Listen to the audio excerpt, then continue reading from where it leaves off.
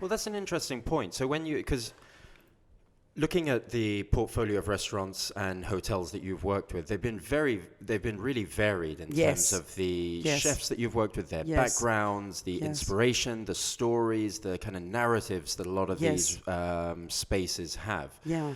How do you bring that into your kind of both the creative process, the design process? Does it vary an awful lot when you have a different type of chef it varies. or cuisine to work with? Yeah, it's a really great question.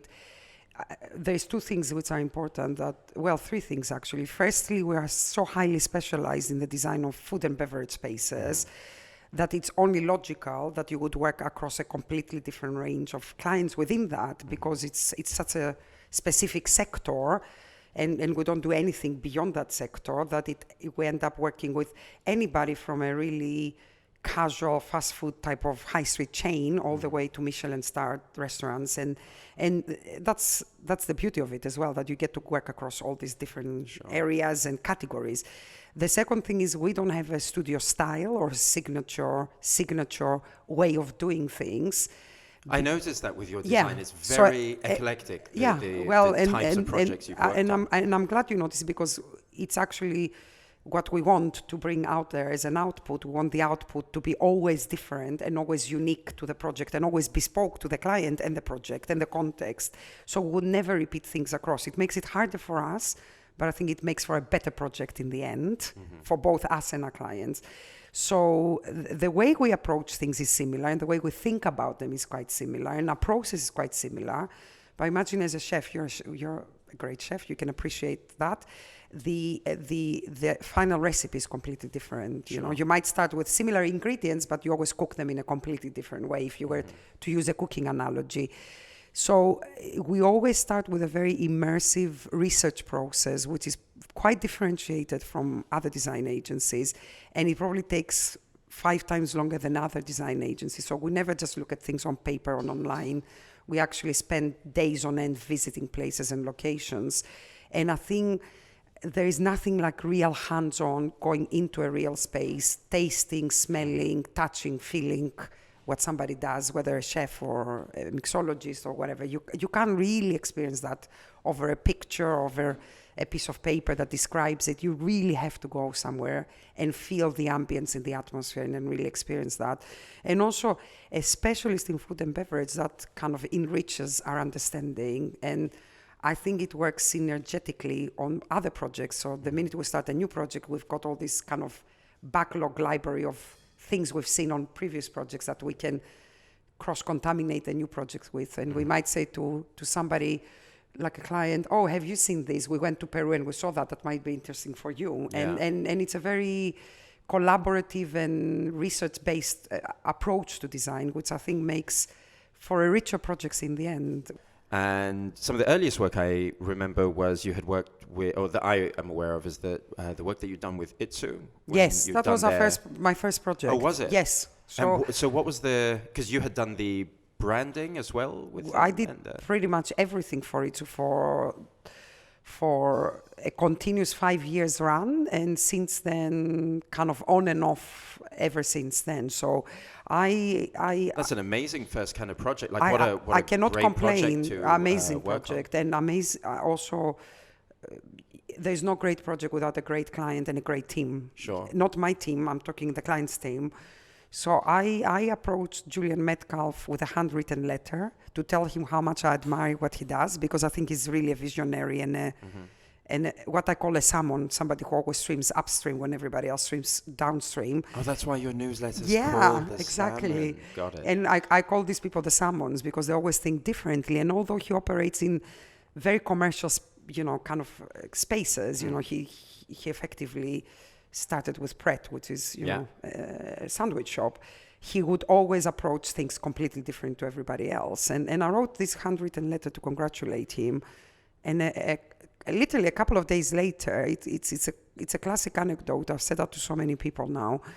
I got a call. I had a really dodgy studio down in Battersea, which was an ex-car park, you know, with almost no natural light, really rough and ready kind of first designer studio where I would make my prototypes and test things out, and it would cost me £60 a month, which was a bargain. And I suddenly get this call, and this lady said, "Oh, hi, I'm Julian Metcalf's PA. He got this letter and he would like to meet you. Are you available tomorrow?" And I thought somebody's having a laugh at me. I was like, "What? Really?" I thought it was a joke. I thought one of my friends is making a joke on me. She said, yeah, can you come tomorrow? I said, yeah, I'll come in tomorrow. So I turned up the next day, literally had no idea whether I'm meeting Julian or not. It just felt so easy. And he turned up and we started chatting, and I explained what I do. And he said, "Oh, I've got this new concept. Do you want to come and I'll show you the site I'm trying to take on?" What was the first site? The first site we did was Vogue House on Hanover Square, Oh, wow. just off Regent Street. Right, okay. A tiny, tiny site, 35 square meters, front of house, and another, 15, 20 meters back of house. And he said to me, "This is my idea. I'm not a restaurateur. I don't want to do restaurants." He had a sushi, this kind of, what's the name? The conveyor belt sushi restaurants called Itsu. He said, "I don't want to continue with that. I'm not a restaurateur. I want to take what's the product, but turn it into a pret, turn it into a lunch offer and turn it into a shop."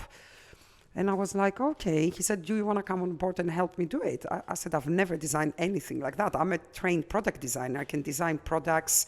I can design telephones. I can design cars. I cannot design a space, a shop, a restaurant. I have no idea." He said, "Don't worry, you've got 8 weeks. Go and prove yourself." I was like, "Okay." And he literally showed me the site and he said, "You've got 8 weeks, prove what you can do." And within that space, I had to learn how to design logotypes. So I designed the first version of the Itsu butterfly, which is still in place. It has never changed.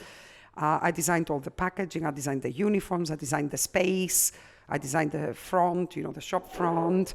Whatever was needed designing, he would say, "Yes, he would say to all the suppliers, "Speak to Aphroditi, she will give you the drawings." And I literally had to learn on the job. I love those stories. It was the toughest, most challenging 8 weeks, but also, when you're... And at that point, did you have a team? No, it was me, and I had an intern who was interning, and she was helping me out. And I was under 30 years old, so I had tons of energy, and I would literally not sleep all night and just work my way through night. Wow. And the contractors would call me and say, "What kind of RAL is a way to specify color for interiors? What RAL number do you want this metal to be in?" And I would say, "What is that? I have no idea what you're talking about." It was a whole new language for me. And cut a long story, the shop opened. And it did really well. The first week, it took 25,000 a week. Wow. And Julian said, "Okay, we've definitely got something here." And he said, "Do you want to come on board and become the creative director to help me expand it?"